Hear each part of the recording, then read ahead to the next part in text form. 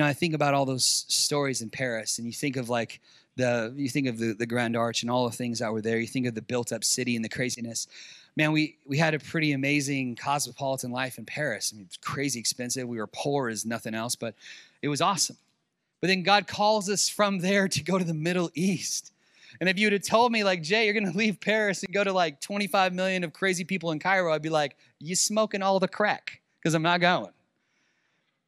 But then God was like, hey, you should go over here.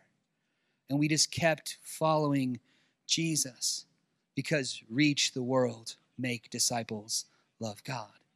And so we go to Cairo, and you see in this next image where you see the pyramids. Man, I've taken so many people to the pyramids, you guys. It's like when people visit us in France, you had to go to the Eiffel Tower. When you go to Egypt, you have to go and see the pyramids.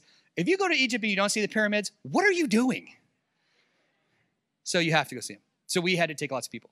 But here's the thing that's cool about it, is that it is impressive. It is amazing. And what's wild about this, it looks like it's out in the middle of nowhere. It's not. It's at the edge of town. There's 25 million people this side of the camera. And actually the Sphinx, if you follow the eye line of the Sphinx, it's like the Sphinx, and then there's like a big gate and like a fence, and then there's a KFC across the street. I'm not joking. That's what's there. But when you go here, and it's impressive, these blocks are gigantic, and it's astounding, the work and all the crazy things that go on. And when you think about this, it was a guy's whole life trying to work so people would remember him when he's dead. And his pastor said, you can't take any of that with you.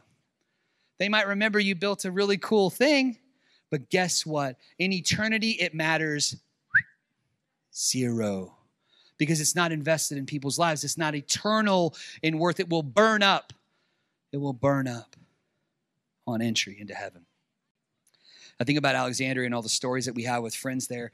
I think about all the students and all their stories with us. And man, these nights we were running around together in the city, and we'd interact with all these different friends. You can tell there's several friends in this picture who are not Christ followers.